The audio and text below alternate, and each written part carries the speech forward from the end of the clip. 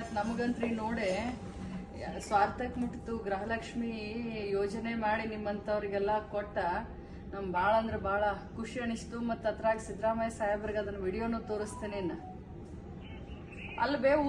ಅಲ್ಲ ಊರಿಗೆ ಹೊಳಗಿ ಊಟ ಹಾಕಿದೆ. ಮತ್ತ ನನಗೆ ಯಾವ ಹಾಕಿ ಮತ್ ಮಗಳಿಗೆ ಕರೀದಿಲ್ಲ. ಮತ್ತ ಬರ್ತೇನೆ ಬೇ. ಆಮೇಲೆ ಒಂದ್ ಸೀರೆ ಕೊಟ್ಟು ಕಳ್ಸನ್ ನೋಡ್ಬೇ ನಿನಗ. ಮತ್ತ ನೀವ್ ಊರಿಗೆ ಹೋಳಿಗೆ ಊಟ ಹಾಕ್ಸಿದಿ. ಮತ್ ಮಗಳು ಮತ್ ರೇಷ್ಮೆ ಸೀರೆ ಉಡಿಸ್ತಾಳ ನನಗ. ಆಗ್ಲಿ ಬೇ, ಹಂಗಾಗ್ಲಿ. ಬಾಳ ಅಂದ್ರ ಬಾಳ ಖುಷಿ ಆಯ್ತು. ಗೃಹಲಕ್ಷ್ಮಿ ನಿಮ್ಮಂತವ್ರ ಮನೆಗೆ ಯೋಜನೆ ನಾ ಕಳಿಸಿರೋದ್ರಿಂದ ಇಷ್ಟ ಅನುಕೂಲ ಆಗತೈತ್ಲ. ಇಡೀ ರಾಜ್ಯದೆಲ್ಲ ಹೆಣ್ಮಕ್ಳಿಗೆ ಚಲೋ ಆಗಿತ್ತು. ನಿಮ್ ಎಲ್ಲಾರ್ದು ಆಶೀರ್ವಾದ ಸಿದ್ದರಾಮಯ್ಯ ಸಾಹೇಬ್ರಿಗೆ ಇರ್ಲ್ಬೇ ಯಾವಾಗಿದ್ರು. ನಮ್ ಸಿದ್ದರಾಮಯ್ಯ ಸಾಹೇಬ್ರು, DK ಶಿವಕುಮಾರ್ ಅವರು ಎಲ್ಲಾರು ತಮಗಾಗಿ ಒಳ್ಳೆ ಯೋಜನೆ ಮಾಡ್ಯಾರ. ನಿಮ್ಮೆಲ್ಲರದು ಆಶೀರ್ವಾದ ಇರ್ಲಿ.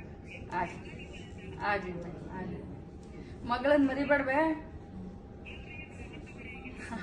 ಆಗ್ಲಿ ಬರ್ತೇನೆ. ಹಂಗೆ ಯಾಕೆ ಮಾತಾಡ್ತೀವಿ. ನೂರ್ ವರ್ಷ ಆಯುಷ್ ಇರ್ಲಿ ನಿನಗೆ. ದೇವ್ರ ಹತ್ರ ಬಿಡ್ಕೋತೇನೆ. ನಾನ ಮಗಳು ಬೇ, ನಾನ ಮಗಳು. ಆಯ್ತು ಬೇ, ಆಗ್ಲಿ ಬೇ. ಭಗವಂತನ ಕಡೆ ಪ್ರಾರ್ಥನೆ ಮಾಡ್ತೇನೆ, ಒಳ್ಳೆ ಆರೋಗ್ಯ ಕೊಡ್ಲಿ ನೀನು.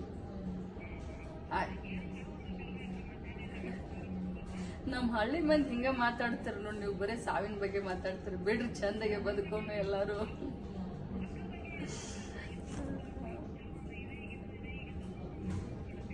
ಎಲ್ಲಾರು ಚಲೋ ತಂಗೆ ಬದುಕೊಂಡ್ಬೆ. ಆಯ್ತು ಬೇ, ಬರ್ತೇನೆ. ನಮ್ಮ ಊರಿಗೆ ಬರ್ತೇನೆ, ಮನೆಗೆ ಬರ್ತೇನೆ. ಸರಿ.